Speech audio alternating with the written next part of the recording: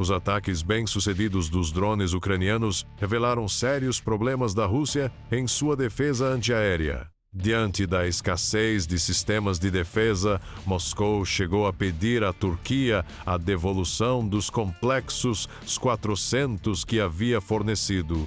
Ao mesmo tempo, armamentos pesados estão sendo descartados em larga escala e os imensos estoques herdados da União Soviética estão cada vez mais próximos da exaustão. Durante toda a guerra, a Rússia sustentou suas ofensivas usando blindados soviéticos para compensar as enormes perdas no campo de batalha. Mas esse recurso está no fim, e o país se aproxima de um ponto de ruptura. A aviação russa, tanto civil quanto militar, também sofre sob o peso das sanções internacionais. Acidentes envolvendo aviões de passageiros e caças militares ocorrem com frequência, mesmo longe das zonas de combate, e as autoridades escondem as causas. Desde 2010, raramente são divulgados detalhes técnicos. Geralmente limita-se a dizer que foi falha técnica, sem qualquer explicação adicional. Paralelamente, a Rússia acelera a construção de novas fábricas militares e mobiliza milhões de cidadãos para a indústria de defesa, incluindo até menores de idade. Mas afinal, qual é a real situação da máquina militar russa? Esse é o tema da reportagem de hoje no conflito do século XXI. Apesar dos investimentos recordes no setor bélico, o Kremlin enfrenta um problema cada vez maior. Com a chegada de armamentos de longo alcance, a Ucrânia passou a atingir regularmente alvos militares em regiões distantes da linha de frente. Esse arsenal continua em evolução. Kiev iniciou a produção dos mísseis de cruzeiro Klaminga, com alcance de até 3.000 quilômetros e ogiva de 1.000 quilos. Se, há um ano, os drones improvisados do Litaia causavam apenas danos limitados rapidamente reparados pelas fábricas atingidas, hoje os novos armamentos, como os mísseis Klaminga e os drones de ataque Polyanitsia, têm poder suficiente para destruir instalações inteiras. Para efeito de comparação, a ogiva de um míssil de cruzeiro moderno costuma pesar em torno de 450 quilos, chegando no máximo a 500. Já uma ogiva de 1 tonelada pode deixar uma cratera de 20 metros de diâmetro e paralisar completamente uma indústria por pelo menos um ano. O Kremlin tem plena consciência dessa ameaça, mas carece de sistemas de defesa em número suficiente. Não é surpresa, portanto, que Vladimir Putin recorra à ajuda do presidente turco Recep Tayyip Erdogan. Para Erdogan, revender os 400 adquiridos de Moscou pode ser uma jogada bastante vantajosa.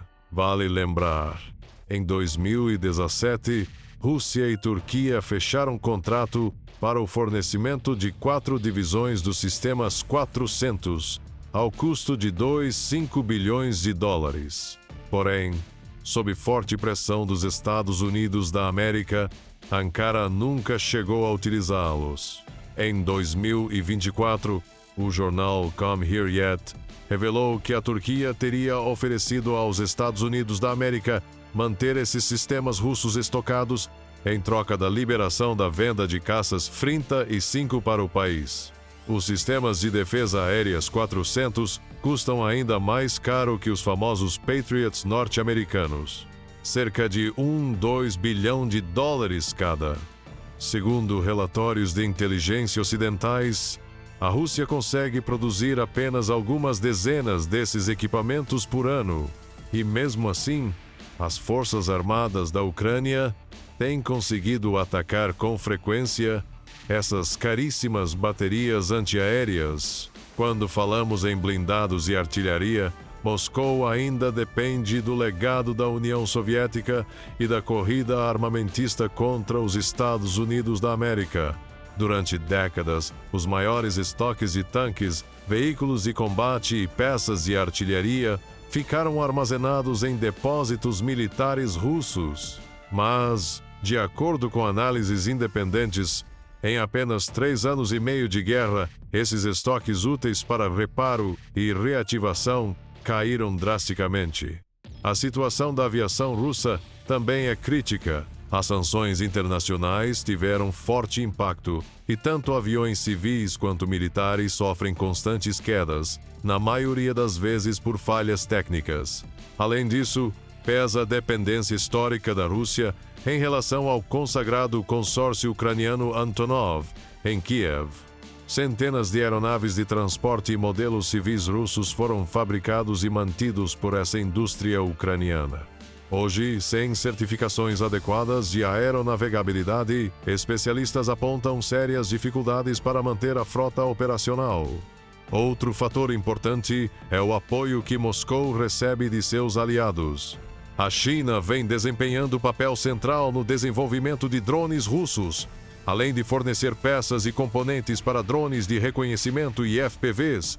Pequim financia a produção de versões kamikaze. De acordo com o jornal The Telegraph, empresas chinesas forneceram diretamente materiais no valor de pelo menos 47 milhões de libras esterlinas a companhias russas sancionadas por fabricar drones entre 2023 e 2024.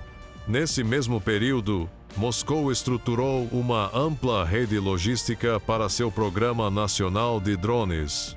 Quase um quarto dessas exportações, cerca de 17 milhões de libras esterlinas, foi destinado a empresas ligadas à produção de drones kamikaze iranianos do tipo Shahed, fabricados dentro de uma zona econômica especial em Alabuga. E não é só Pequim que ajuda o Kremlin. O ditador norte-coreano Kim Jong-un também entrou em cena. A militarizada Coreia do Norte fornece munições, artilharia pesada e até soldados para reforçar o exército russo. Há relatos, inclusive, da presença de militares norte-coreanos na região da fronteira com a província russa de Kursk, para o regime isolado de Pyongyang. A guerra na Ucrânia e a venda de armamentos para Moscou se transformaram em uma das principais fontes de receita e impulso econômico. Kim Jong-un, inclusive, já constrói o maior complexo fabril de armamentos do país, dedicado à exportação para a Rússia. Assista ao nosso próximo vídeo e não se esqueça de se inscrever aqui no Conflito do Século XXI para acompanhar de perto as últimas inovações da Ucrânia na guerra contra a Rússia. E, como sempre, muito obrigado por assistir.